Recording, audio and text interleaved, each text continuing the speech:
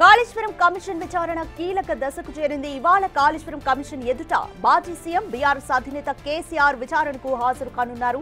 కేసీఆర్ వెంట మాజీ మంత్రి హరీష్ రావు కూడా వెళ్తున్నారు. కేసీఆర్ కూతురు కవిత ఎర్రవల్లి ఫామ్ హౌస్ కు చేరుకున్నారు. మరి కాసేపట్లో ఎర్రవల్లి ఫామ్ హౌస్ నుంచి హైదరాబాద్ కు బయలుదేరనున్నారు. కేసీఆర్ ఉదయం 11 గంటలకు ఆయన కమిషన్ విచారణ చేయనుంది. కాళేశ్వరంపై నివేదిక రెడీ చేసుకున్నారు కేసీఆర్.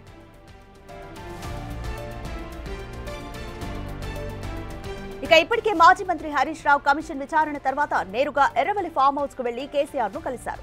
విచారణలో అడిగిన ప్రశ్నలకు సంబంధించి ఆయనతో చర్చించినట్లు తెలుస్తోంది. నిన్న మరోసారి కూడా ఫామ్ హౌస్ లో భేటీ అయ్యారు. కాళేశ్వరం కమిషన్ అడిగే ప్రశ్నలన్నింటికీ వివరంగా సమాధానం చెప్పేందుకు సిద్ధంగా ఉన్నట్లు బీఆర్ఎస్ వర్గాల్లో చర్చ జరుగుతోంది. అయితే హరీష్ రావు చెప్పిన సమాధానాలే కేసీఆర్ చెబుతారా, లేక ఆయన ఇంకేమైనా కొత్తగా చెబుతారా అన్నది ఆసక్తికరంగా మారింది.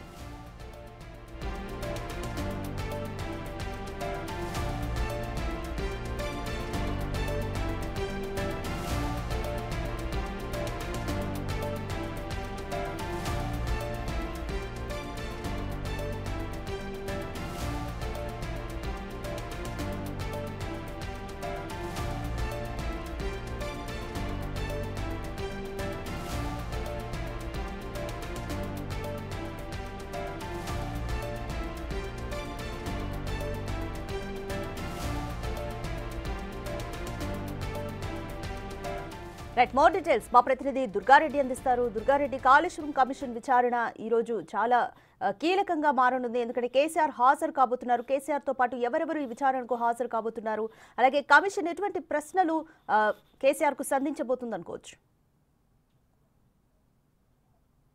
రాధిక, రాష్ట్ర వ్యాప్తంగా చూస్తే ఒక రాష్ట్ర మాజీ ముఖ్యమంత్రి చంద్రశేఖరరావు ఈ రోజు కాళేశ్వరం కమిషనర్ ముందు హాజరు కాబోతున్నారు. ఉదయం 9 గంటలకు ఎర్రవెల్లి ఫామ్ హౌస్ నుంచి బయలుదేరి 11 గంటలకు ఆ కమిషనర్ ముందు హాజరవుతున్నారు. ఆ తర్వాత కమిషనర్ ఏ ప్రశ్నలకు వాళ్ళు అడిగిన వాటికి క్లుప్తంగా సుదీర్ఘంగా 2016లో కాళేశ్వరం ప్రాజెక్టు నిర్మాణం నుంచి ఆంచన ఎప్పుడైతే 69,000 కోట్ల నుంచి 84,000 కోట్ల వరకు ఆంచన వ్యయం పెరిగింది. ఆ తర్వాత కాళేశ్వరం కుంగుబాటు, ఆ తర్వాత స్థల సేకరణ మార్పులపై పూర్తిగా కాళేశ్వరం సంబంధించిన కమిషనర్ ముందు హాజరై అతను వారు అడిగిన ప్రశ్నలకు క్లియర్ గా సమాధానాలు చెప్పే ఆ విషయం అయితే మనకు సమాచారం అయితే తెలుస్తుంది.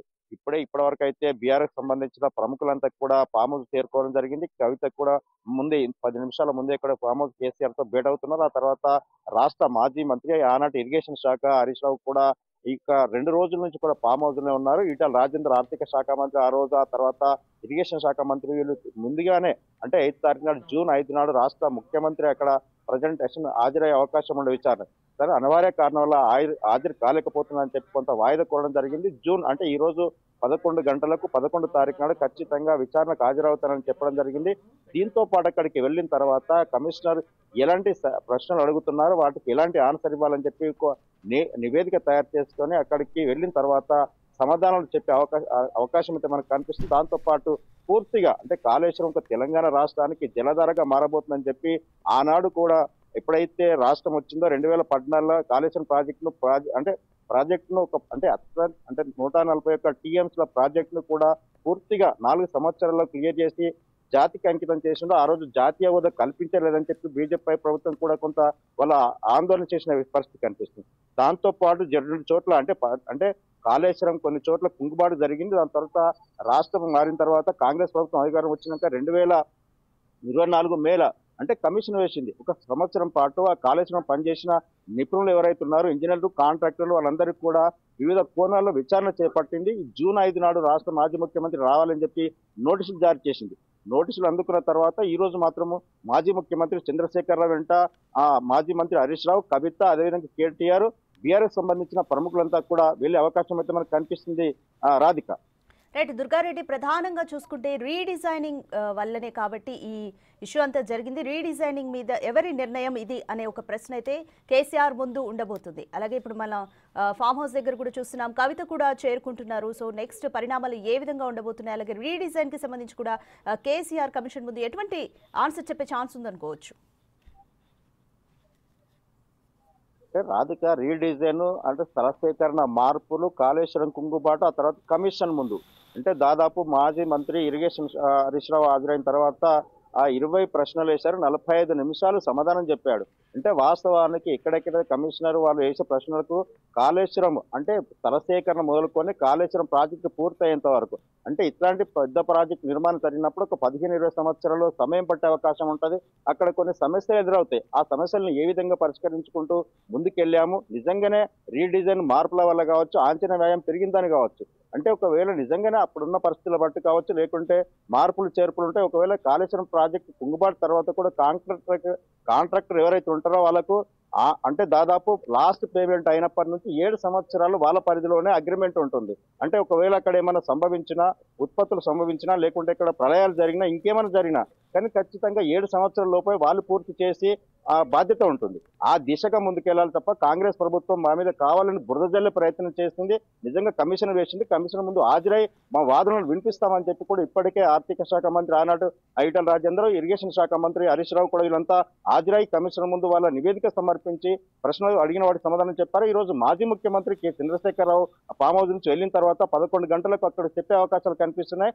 దీంతో పాటు మరికొందరు కూడా అంటే కమిషనర్ నోటీసులు జారీ చేసే అవకాశం లేకపోతే ఖచ్చితంగా వాటికి సమాధానం చెప్తామని చెప్పి ఆ బీఆర్ఎస్ నేతలతో పాటు మాజీ ముఖ్యమంత్రి సిద్ధమవుతున్న పరిస్థితి మనకు కనిపిస్తుంది. రాధిక. రైట్. దుర్గారెడ్డి జాగృతి అధ్యక్షురాలు కవిత కూడా ఫామ్ హౌస్ కి అయితే చేరుకున్నారు. ఇప్పటికే ఆమె ఇందిరా పార్క్ వద్ద తండ్రికి నోటీసులు ఇవ్వడానికి వ్యతిరేకంగా కూడా ఆమె ధర్నా చేశారు. ఇప్పుడు మరి విచారణ కమిషన్ ఎదుట ఇప్పుడు విచారణ జరుగుతున్నంతసేపు కూడా ఆమె ఎటువంటి వ్యూహాన్ని ఫాలో అవుతుందనుకోవచ్చు? వాస్తవానికి రాష్ట్ర మాజీ ముఖ్యమంత్రి ఎమ్మెల్సీ కవిత కూతురు ఆ తర్వాత ఇందిరా పార్క్ వద్ద లెటర్ ఇచ్చిన వాస్తవమే. ఆ తర్వాత ఆనాటి నుంచి నేటి వరకు మాత్రం ఆమె రాలేదు.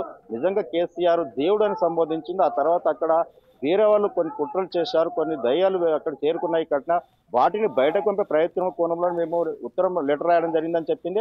ఆ తర్వాత ఈ రోజు మొదటిసారి అంటే లెటర్ రాసిన తర్వాత ఆ కవిత ఇప్పుడే అక్కడికి చేరుకోవడం జరిగింది. ఆ తర్వాత అక్కడికి వెళ్ళిన తర్వాత లోపల వాళ్ళు మాట్లాడి బయటకు వెళ్ళిన తర్వాత కలిసి ఒక బీఆర్ఎస్ అక్కడికి వెళ్ళే అవకాశం అయితే మనకు కనిపిస్తుంది కేసీఆర్ వెంట. అంటే వాస్తవం చూసినట్లయితే ఇక్కడ లోపల వాళ్ళు చర్చించుకొని కొన్ని నిర్ణయాలు తీసుకునే అవకాశం ఉంటుంది కనుక ఆ రోజు జరిగిన పరిణామాలు దృష్టి పెట్టుకొని వచ్చారా, లేకుంటే ఇంకే కోణంలో వాళ్ళు లోపలికి వెళ్ళిన తర్వాత వాళ్ళు ఏ విధంగా కలవబోతున్నారు, లేకుంటే గతంలోనే కేసీఆర్ ఆ తర్వాత కొంతమంది రాయబారం పంపినా ఆమె రానని చెప్పింది. అంటే ఆ తర్వాత కూడా మార్చుకొని వచ్చినట్లయితే మనకు తెలుస్తుంది. లోపలికి వెళ్ళిన తర్వాత వాళ్ళు మాట్లాడుకుని బయటకు వెళ్ళే అవకాశం అయితే కనిపిస్తుంది. ఉదయం 9 గంటలకు రాష్ట్ర మాజీ ముఖ్యమంత్రి చంద్రశేఖర్ ఎర్రవెల్లి ఫామ్ హౌస్ నుంచి బయలుదేరి అక్కడ అంటే విచారణ కమిషన్ ముందు హాజరయ్యే అవకాశం అయితే మనకు తెలుస్తుంది. రాధిక.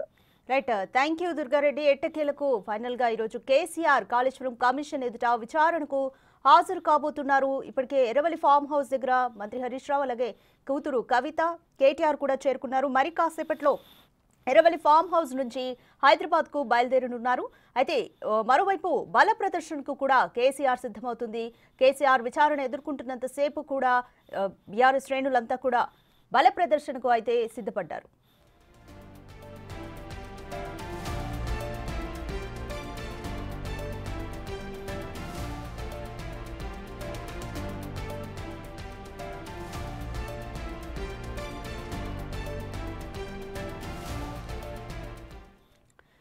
ఈరోజు కాళేశ్వరం కమిషన్ విచారణ కీలక దశకు చేరుకుంది. ఈరోజు కమిషన్ ఎదుట మాజీ సీఎం బీఆర్ఎస్ అధినేత కేసీఆర్ విచారణకు హాజరు కానున్నారు. అయితే కేసీఆర్ వెంట మాజీ మంత్రి హరీష్ రావు కూడా వెళ్తున్నారు. ఇప్పటికే కేసీఆర్ కూతురు కవిత ఎర్రవల్లి ఫామ్ హౌస్ కు చేరుకున్నారు. మరి కాసేపట్లో ఫామ్ హౌస్ నుంచి హైదరాబాద్ కు బయలుదేరుతారు. ఉదయం 11 గంటలకు ఆయన కమిషన్ ముందు విచారణకు హాజరు కానున్నారు. కాళేశ్వరంపై నివేదికను కూడా కేసీఆర్ అయితే ఇప్పటికే రెడీ చేసుకున్నారు. మరోవైపు బీఆర్ఎస్ కేసీఆర్ విచారణ ఎదుర్కొంటున్నంతసేపు కూడా బల ప్రదర్శనకు సిద్ధపడ్డారు. అయితే ఇప్పటికే ఈ కేసుకి సంబంధించి హరీష్ రావు అలాగే ఈటెల కూడా కమిషన్ విచారణను ఎదుర్కొన్నారు. అయితే హరీష్ రావు కమిషన్ విచారణ తర్వాత నేరుగా ఎర్రవల్లి ఫామ్ హౌస్ కు వెళ్లి కేసీఆర్ ని కలిశారు. విచారణలో హరీష్ రావుని అడిగిన ప్రశ్నలకు సంబంధించి కేసీఆర్ తో చర్చించారు. నిన్న మరోసారి కూడా ఫామ్ హౌస్ లో భేటీ అయ్యారు. కాళేశ్వరం కమిషన్ అడిగే ప్రశ్నలన్నింటికీ కూడా వివరంగా అసలు సమాధానాలు చెప్పేందుకు సిద్ధంగా ఉన్నట్లు బీఆర్ఎస్ వర్గాల్లో